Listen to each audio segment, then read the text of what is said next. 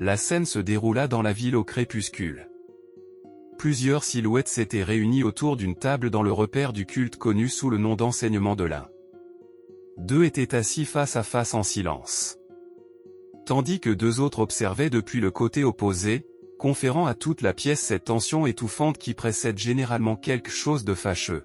L'une des filles brisa le silence la première et demanda pourquoi exactement elles avaient été convoquées ici. L'homme aux cheveux blancs répondit que le seigneur Constellation les avait mandées, et à voir la réaction de chacun, il était clair que ce n'était pas une réunion anodine. La conversation vint directement à Kim Joo-yeok. L'un d'eux demanda à l'homme en face si la constellation avait vraiment ordonné de le tuer, et surtout, pourquoi cette même constellation s'était soudainement intéressée à traquer les ennemis de Kim Joo-yeok. La réponse qu'elle obtint fut vague, l'homme suggérant que la constellation avait peut-être simplement changé d'avis. Cela ne satisfit personne. Elle insista et demanda qui était arrivé le premier sur les lieux après avoir reçu l'ordre, et un autre admit que c'était lui. C'est alors que la fille aux cheveux roses demanda s'il avait appris quelque chose d'utile. L'homme dit que Kim Joo-yeok était étrange, et pas dans le sens vague que les gens employaient quand ils n'avaient pas d'explication plus convaincante. Il expliqua qu'il avait enquêté sur Kim Joo-yeok de fond en comble, s'attendant à mettre au jour quelques passés obscurs, quelques scandales enfouis, quelques dossiers qui expliqueraient comment un jeune homme comme lui était soudainement devenu si dangereux. Mais quand il vérifia les rapports, il n'y avait pratiquement rien. Il se souvint de sa surprise en constatant que Kim Joo-yeok n'avait pour ainsi dire aucun passé significatif. La seule chose qu'il avait réussi à confirmer, c'était que Joo-yeok avait grandi dans un orphelinat. Au-delà de ça, rien. Pas même d'informations sur ses parents.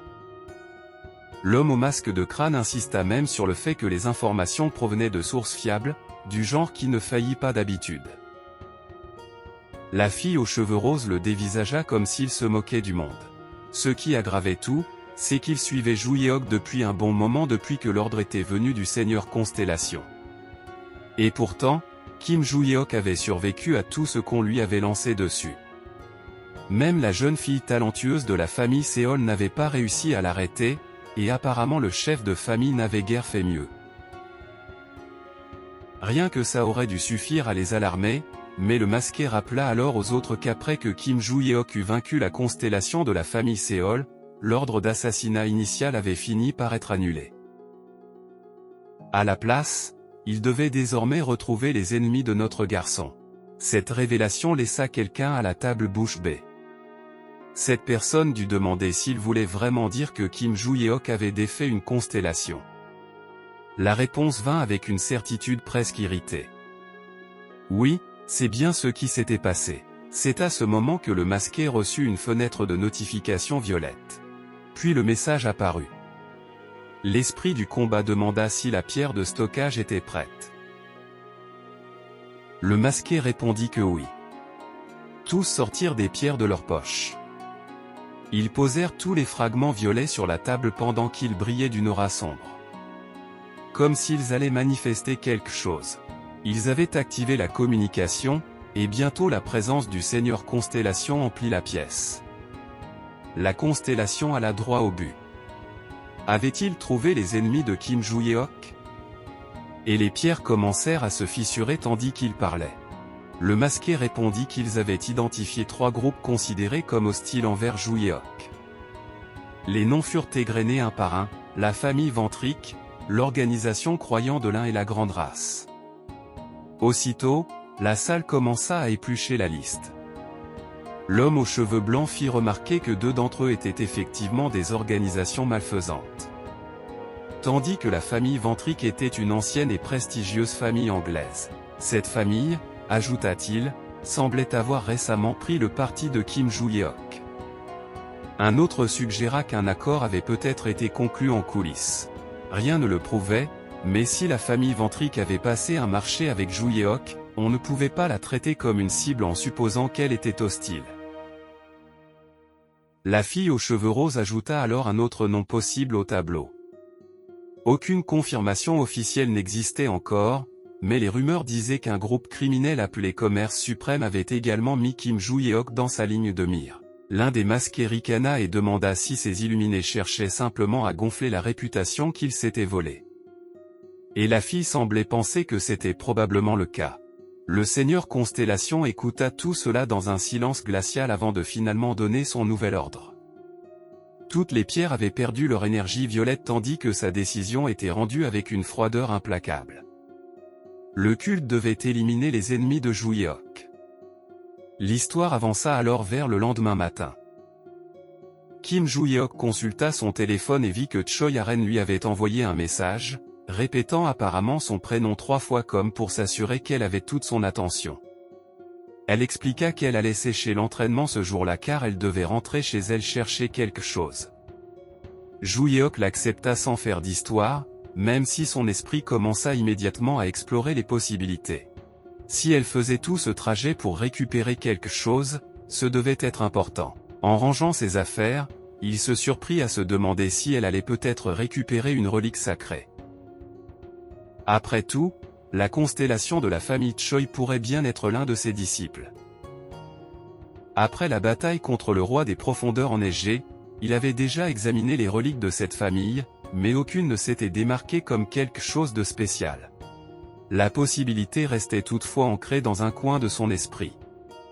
Même pendant l'entraînement, Juyeok n'arrivait pas à se concentrer pleinement sur le moment présent, car il savait qu'une catastrophe approchait. Une autre tour de la destruction allait bientôt apparaître, et quand cela arriverait, le monde plongerait de nouveau dans le chaos. Il lui fallait davantage de disciples au plus vite. Ce raisonnement l'amena à une autre source d'irritation. Notre garçon avait entendu dire que l'Institut du Lotus Blanc possédait un grand nombre de reliques sacrées, beaucoup d'entre elles prenant simplement la poussière sans être utilisées. L'idée d'aller y jeter un œil le tentait, mais avec le désastre qui se profilait, la pensée devenait encore plus frustrante. Il n'y avait jamais assez de temps pour rassembler ce qu'il fallait. Puis quelqu'un s'approcha de lui et lui demanda s'il était Kim Juyeok. Juyeok tourna la tête et vit un homme portant un masque de chat. Un seul regard lui suffit pour deviner qui cette personne représentait. Il demanda qui il était. Le masqué dit qu'avec autant d'yeux et d'oreilles alentour, il valait mieux parler à l'extérieur. Juyeok acquiesça et se mit à marcher, les mains dans les poches, comme toujours. Mais avant de partir, il dit d'un ton décontracté aux filles que pendant son absence, ces deux-là pouvaient bien s'entraîner ensemble si elles le souhaitaient.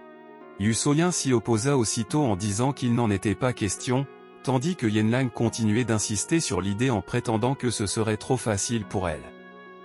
Juyeok sourit et les laissa à leurs disputes et bêtises habituelles, ce qui, à dire vrai, semblait moins risqué pour tout le monde que de les laisser en roue libre. Dans le couloir, le chat noir se présenta comme représentant du marché. Juyeok répondit qu'il s'en était douté rien qu'en voyant l'accoutrement excessivement théâtral, et se mit aussitôt à le critiquer. Il demanda si le marché n'avait pas garanti l'anonymat, et voulut savoir pourquoi des représentants masqués de chats se pointaient maintenant tranquillement au sein de l'académie comme si c'était la pratique la plus normale du monde. Le représentant s'excusa rapidement et lui demanda de se calmer, expliquant qu'il était seulement venu parce qu'on lui avait ordonné de livrer quelque chose. Juyeok demanda si c'était un ordre, et l'homme confirma que oui. Puis il tendit une enveloppe. Juyeok demanda avec une pointe d'ironie s'il s'était vraiment déplacé juste pour lui donner quelque chose. Le chat noir tendit simplement la main et remit à notre protagoniste une lettre sans dire un mot. Juyeok regarda la lettre avec surprise, visiblement loin de s'y attendre. Il demanda si c'était juste une lettre. Et le chat noir, avec la profondeur d'un puits, confirma que oui, c'était une lettre, ce qui fut une contribution magnifique à la conversation.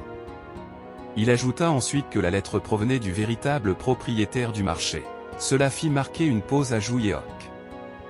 Il demanda s'il voulait dire non pas le soi-disant dirigeant occulte des rumeurs, appelé le souverain de l'autre côté. La constellation qui avait créé le marché. Et la réponse fut oui.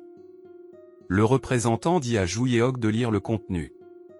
S'il était capable d'y répondre, il devait venir au marché en personne. Juyeok nota immédiatement la formulation étrange et demanda ce que le représentant entendait par « s'il était capable ». L'homme expliqua que le sens était exactement celui que Juyeok avait pensé. Notre protagoniste n'était pas la seule personne à avoir reçu une telle lettre. Plusieurs autres en avaient également reçu une, et leur constellation cherchait apparemment quelqu'un capable de la lire. Ce détail rendait tout bien plus intéressant. Le représentant admit qu'il ne savait pas lui-même ce qui était écrit dans la lettre. Mais si Juyeok pouvait la lire, il lui demandait de venir en personne. Leur seigneur constellation l'attendrait. Sur ces mots, l'homme s'en alla simplement. Peu après, Brass s'approcha de Juyeok et lui demanda s'il avait reçu une lettre d'une constellation. Juyeok dit que oui et commença à la lire tandis que Brass se penchait et demandait si notre garçon parvenait vraiment à déchiffrer ce charabia. Pour Brass, cela ressemblait à des caractères aléatoires griffonnés sur du papier. Mais Juyeok répondit qu'il devait effectivement se rendre au marché. Ça prit Brass de court. Notre protagoniste sourit alors. Car c'était lui-même qui avait créé ces symboles. Tandis que Juyeok s'éloignait, capuche sur la tête, Brass fit remarquer qu'il quittait l'académie une quantité de fois assez suspecte ces derniers temps. Juyeok admit que c'était vrai. Il savait aussi très bien qu'il avait conclu un accord avec cette enseignante troublante aux cheveux blancs. Brass comprit qu'il voulait dire Lilia et se souvint qu'elle avait demandé à Juyeok de continuer à lui fournir des informations sur les monstres. Brass posa alors la question qui s'imposait. Si Juyeok avait inventé ces symboles lui-même, pourquoi s'était-il donné la peine de créer quelque chose comme ça? Les alphabets existaient déjà depuis 300 ans. Juyeok ferma les yeux un instant et répondit que c'était une partie de son entraînement. Brass croisa les bras, visiblement insatisfait, et Juyeok lui dit tranquillement de laisser tomber parce que c'était gênant. Sinon, notre garçon entrerait dans son royaume mental et lui réglerait son compte. Brass, avec sagesse, accepta cette réponse. Peu après, Juyeok atteignit l'endroit qu'il cherchait. Il se tint devant une porte en fer et se demanda si l'entrée était vraiment là. Il ne se rappelait plus comment il était entré au marché la dernière fois. En saisissant la poignée, il pensa qu'il n'aurait jamais cru revenir ici. Notre protagoniste entra alors et fut frappé par un profond sentiment de familiarité. Il était de nouveau au marché. Tandis que Juyeok regardait autour de lui, il sentit le ciel lui-même insinuer qu'une sorte de grande retrouvaille était en train de se jouer. Il nota que le ciel avait cette couleur à cause de la personne qu'il était sur le point de rencontrer. Il fixa le bâtiment devant lui et expliqua qu'elle avait créé ce ciel ainsi en bâtissant le marché parce qu'elle se souvenait que le ciel était exactement ce violet-là 300 ans auparavant. Puis, au milieu de ses pensées, un serviteur masqué le reconnut et lui demanda s'il était venu à cause de la lettre. Juyeok dit que oui et demanda où il devait aller. Le serviteur lui dit de le suivre et proposa de le guider. Juyeok garda les mains dans les poches et demanda s'il avait aussi besoin d'un masque. L'homme répondit qu'il allait l'emmener par un passage secret, alors ce n'était pas nécessaire. Ils atteignirent plus tard le marché dans le district 7 à un moment, Juyeok regarda par une fenêtre et nota qu'il n'avait pas encore croisé le chat noir. Brass attira son attention sur un bâtiment dehors. Juyeok suivit son regard. Brass expliqua que toutes les parties jaunes de cette structure étaient en gros de l'argent. Juyeok le fixa, bouche bée, et Brass demanda s'il y avait eu un gratte-ciel là la dernière fois. Notre protagoniste admit qu'il ne s'en souvenait pas. Le représentant entra alors et souhaita la bienvenue à Kim Juyeok. Le masqué demanda s'il avait vraiment réussi à lire la lettre et s'il avait une réponse. Juyeok confirma, mais il n'y avait pas de réponse à donner. Le papier ne posait aucune question. Cela troubla le représentant, qui admit ne pas comprendre ce que cela signifiait. Juyeok demanda alors du papier et un stylo et dit qu'il allait expliquer. Une fois qu'on les lui tendit, Juyeok se mit à écrire. Le représentant regardait notre protagoniste et se demandait s'il n'était qu'un imposteur de plus. Ils avaient soupçonné 5 personnes de la vente de la bague. 3 d'entre elles avaient prétendu avoir une réponse et essayé de mentir, mais ça n'avait fait qu'irriter leur seigneur constellation.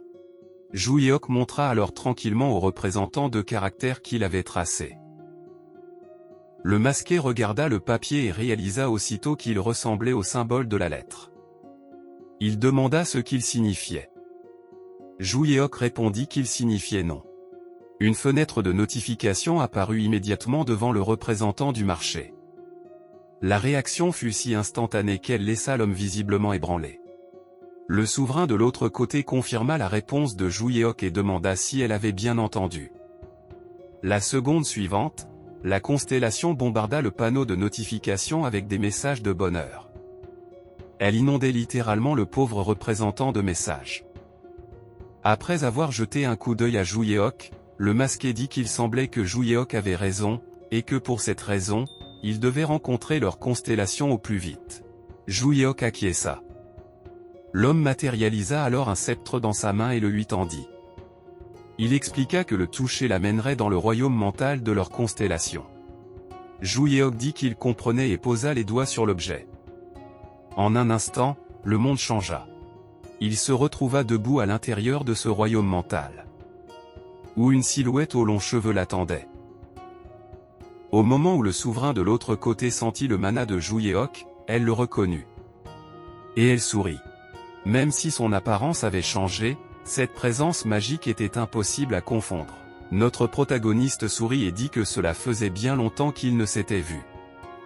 Et il l'appela par son nom. Cookie. Cookie regarda Kim Jouyeok avec de grands yeux et les joues rouges, et l'appela « Maître ». Cookie tomba immédiatement à genoux et le salua avec une révérence absolue, se qualifiant elle-même d'humble disciple et l'accueillant avec tous les honneurs. Jouyeok, sans grande surprise, lui dit d'arrêter ça et de se relever. Pourquoi était-elle à genoux comme ça?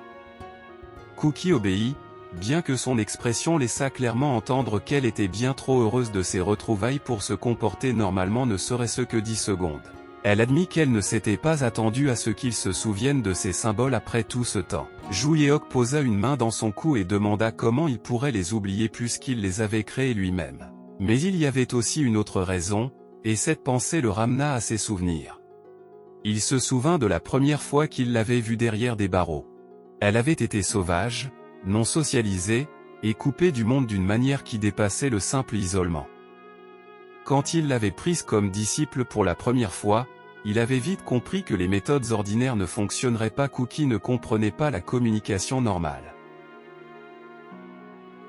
Elle ne savait ni écrire ni parler. Le seul mode de communication dont elle était capable était ses gestes de tête. En plus, elle avait refusé d'apprendre à lire. C'est pourquoi ils avaient inventé ces symboles ensemble. Il lui avait tendu du papier, essayé de la guider, et éveillé son intérêt pour l'écriture, car si elle parvenait à apprendre à écrire, apprendre les caractères normaux lui deviendrait plus facile. Et une fois qu'elle pourrait y arriver, il pourrait enfin lui enseigner les arts martiaux. Cookie expliqua joyeusement que tout ce qu'elle avait appris à l'époque était grâce à lui. Elle demanda ensuite s'il avait compris ce qu'elle avait écrit dans la lettre. Jouyeok répondit que oui et le traduisit sans détour. Elle avait écrit qu'elle s'ennuyait de son maître et voulait savoir s'il l'épouserait quand il se reverrait. Il avait donc répondu non. Cookie, souriante malgré le rejet, demanda pourquoi pas. Jouyeok lui dit que ce n'était pas le bon moment pour ça. Il dit qu'il lui expliquerait la situation actuelle sous peu, mais que le monde moderne était aussi dangereux qu'il l'avait été 300 ans auparavant. Cookie baissa la tête et dit qu'elle comprenait. Mais elle chuchota aussi tout doucement que c'était seulement pour l'instant. Kim Jouyeok entendit ce qu'elle avait dit et demanda avec inquiétude. Mais elle lui demanda plutôt s'il avait vu les bâtiments dehors.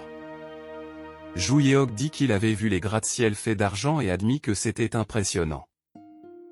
Mais qu'est-ce qu'ils avaient de particulier? Cookie sourit tendrement et lui annonça que tout ça lui appartenait désormais. Tout. À partir de ce moment, c'était à lui. Il pouvait y vivre maintenant. Jouyeok la fixa et refusa aussitôt. Ça ne se passa pas très bien. Le sourire de Cookie vacilla, et elle se mit alors à demander pourquoi. Une fois. 2 fois. Encore. Puis de nombreuses fois. Sans s'arrêter. Très rapidement, Jouyeok réalisa qu'il ne parlait plus à une souveraine du marché posé et avait plutôt affaire à la même belle détraquée qu'il se rappelait du passé, mais avec à présent plusieurs siècles d'obsession incontrôlée en prime.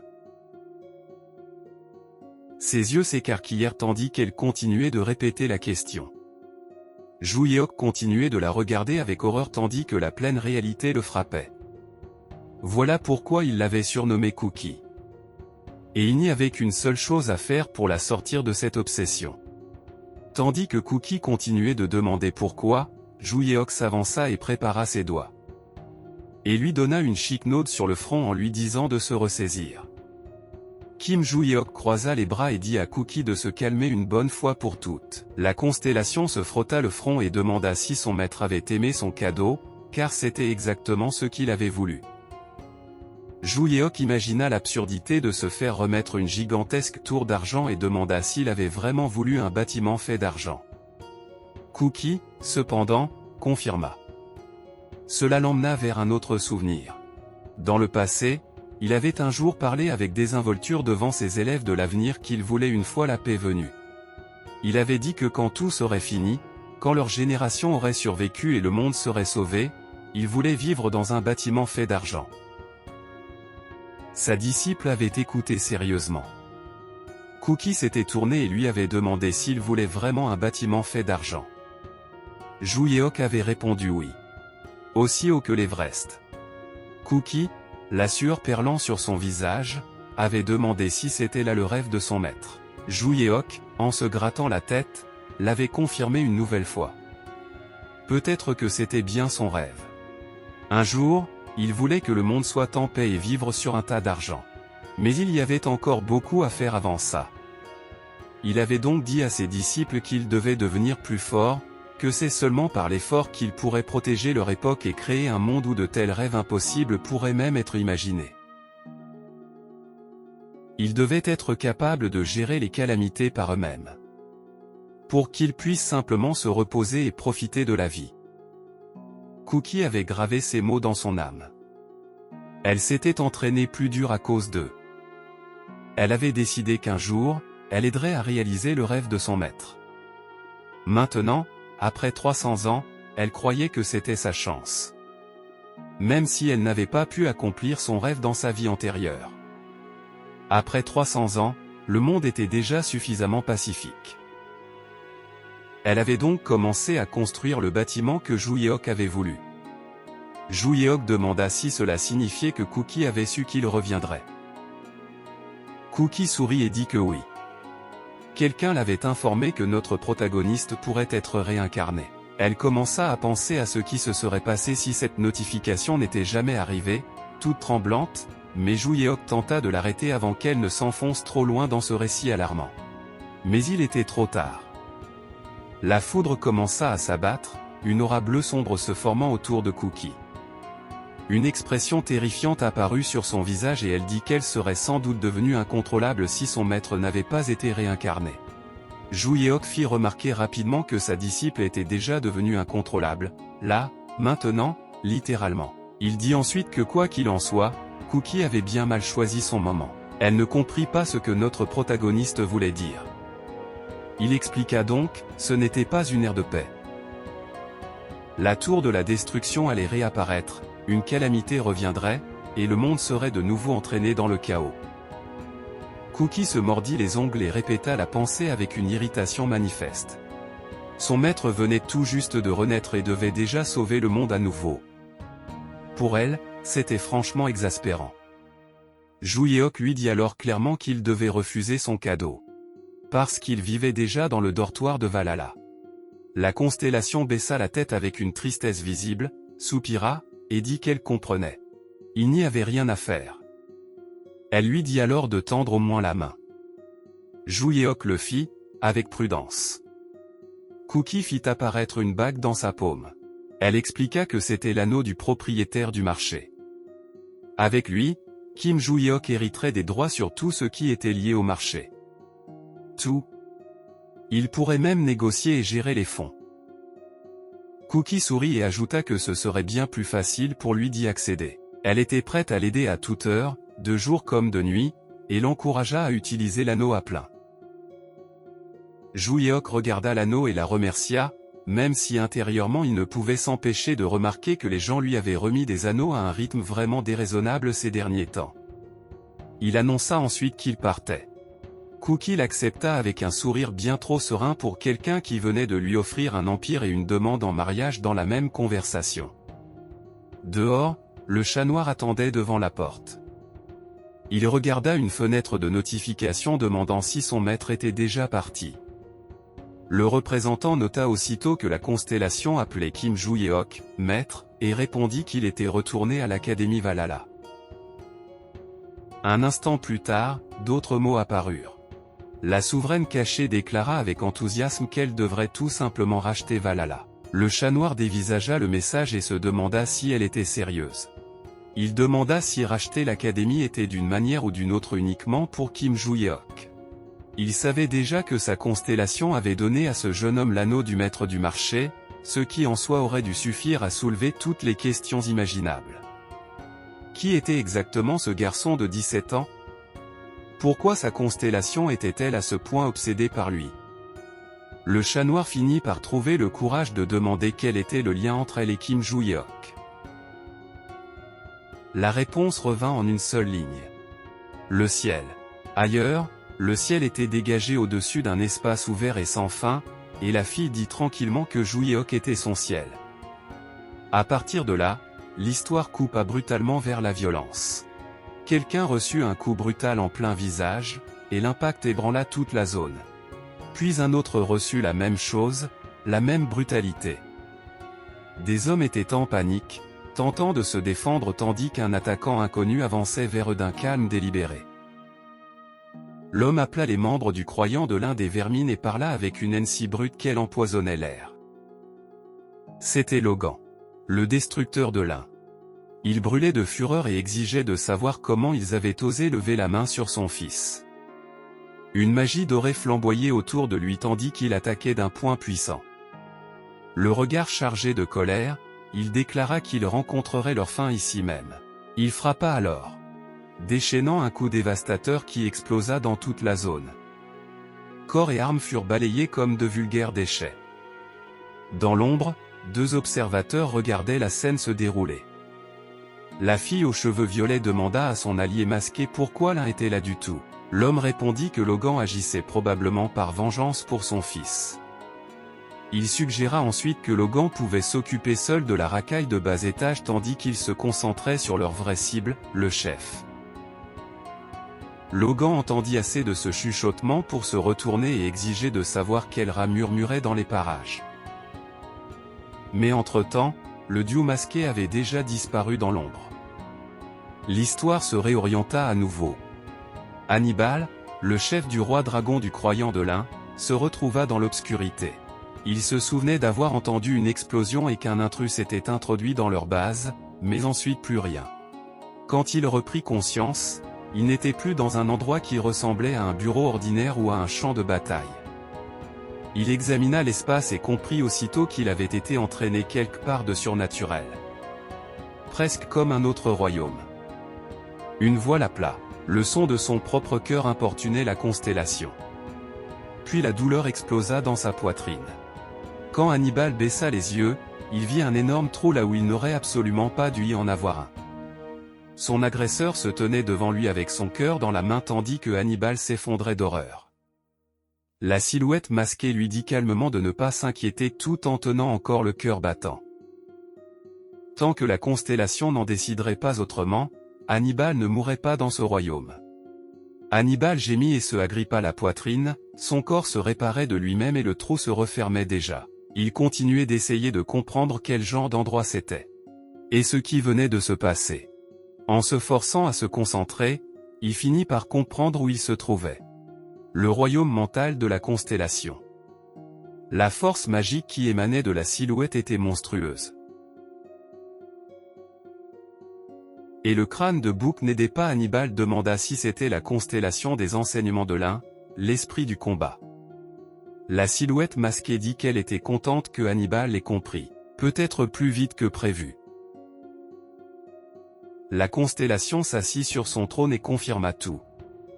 C'était bien l'esprit du combat. Hannibal se releva lentement et demanda ce qui se passait exactement. Il y avait du chaos dehors. Les gens de la constellation étaient-ils ceux qui attaquaient son camp? Pourquoi son groupe était-il devenu une cible? La constellation répondit que c'était Logan, pas ses gens. Et tout ce bazar avait commencé parce que le groupe de Hannibal avait tendu une embuscade au fils de Logan. Cela fit immédiatement penser Hannibal à l'homme. Voilà donc pourquoi Logan était apparu. Tout cela s'était produit parce que les 3 tueurs avaient tout avoué. Le même groupe que Kim Joo-hyok avait attrapé et interrogé.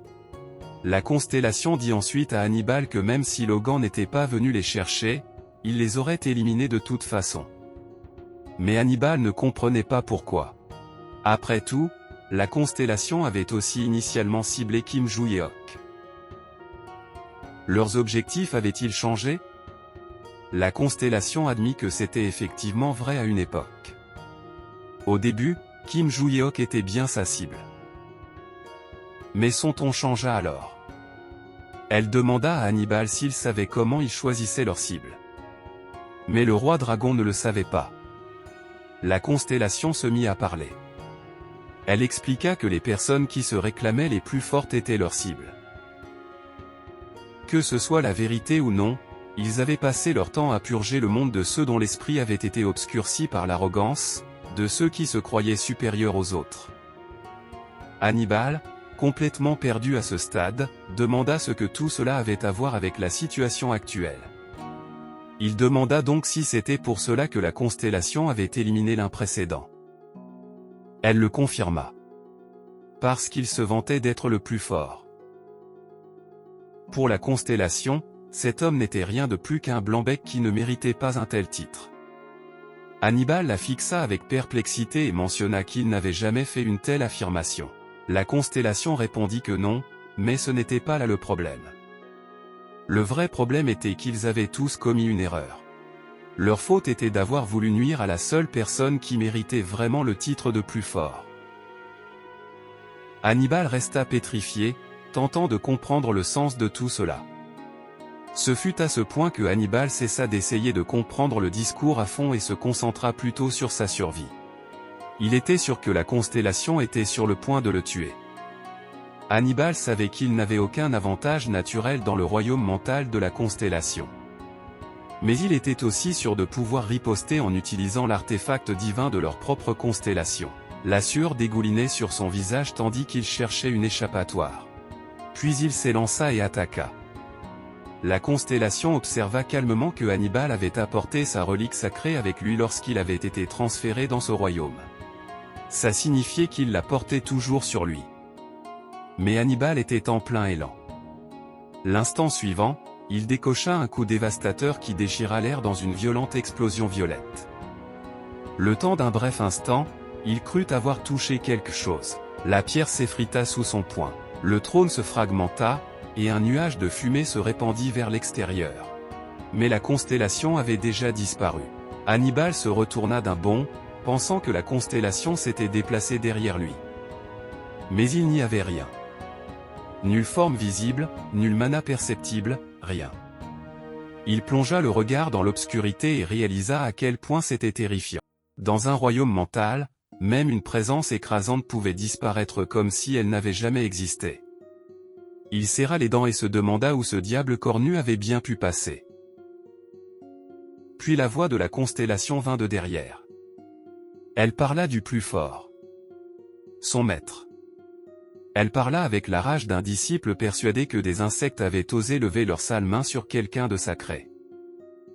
Et avant que Hannibal n'ait pu pleinement réagir, la constellation lui enfonça à nouveau la main à travers le corps et lui arracha le cœur. Elle le tint contre elle et expliqua d'un calme glacial que c'était précisément pour ça qu'elle ne le tuerait pas rapidement. Le lendemain matin dans le dortoir de Valhalla, Kim Joo-hyok était debout avec une serviette, se séchant les cheveux tout en feuilletant son téléphone. Il s'arrêta alors et fixa l'écran avec confusion. Brass demanda ce qui s'était passé. Joo-hyok continua de lire les gros titres et découvrit que les groupes malfaisants du croyant de l'un et de la grande race avaient été complètement détruits. Brass demanda quelle sorte de folie avait bien pu se passer du jour au lendemain. Il nota aussi que Kim Joo-hyok avait eu affaire aux deux auparavant. Joo-hyok s'assit sur le lit et dit que c'était, d'une certaine façon, exactement ce qu'il avait prévu de faire un jour. Il avait planifié d'éliminer ces organisations après avoir quitté Valhalla. Mais il semblait que quelqu'un avait réglé le problème à sa place. Brass, manifestement impressionné, commenta que c'était presque trop commode. Brass posa ensuite une autre question.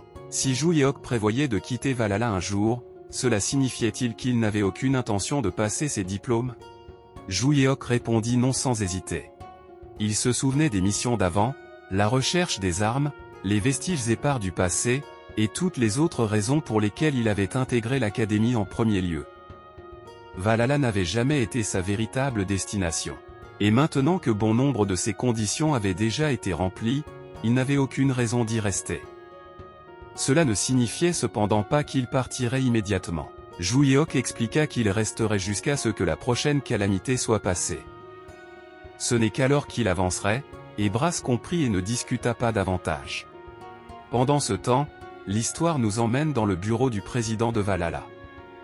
Le directeur de Valhalla, Deok Inchim, était assis dans son bureau et regardait avec surprise le visiteur devant lui, lui demandant qui il était. Debout en face de lui se tenait le chat noir. Le masqué se présenta comme le propriétaire du marché. Il regarda alors directement le directeur et décida qu'il ne servait à rien de tourner autour du pot. Il demanda à racheter l'académie. Et c'est ici que l'épisode d'aujourd'hui prend fin. Les choses commencent vraiment à devenir de plus en plus intenses. Aujourd'hui, Kim Ju Yeok a non seulement retrouvé un autre de ses disciples, mais il est aussi devenu le propriétaire d'un marché. Notre gars est littéralement tombé sur un héritage. Mais ce disciple ne semblait pas vraiment être la personne la plus normale du monde. Juste un tout petit peu obsessionnel, voilà tout. Il n'y a sûrement pas de quoi s'inquiéter, enfin, probablement. Et pendant que tout cela se produisait, une autre constellation a sévèrement puni ceux qui avaient tenté de faire du mal à son maître. Sans la moindre pitié. Ainsi, un par un, les ennemis de Kim Ju Yeok ont commencé à tomber. Et lui n'avait même pas encore levé le petit doigt.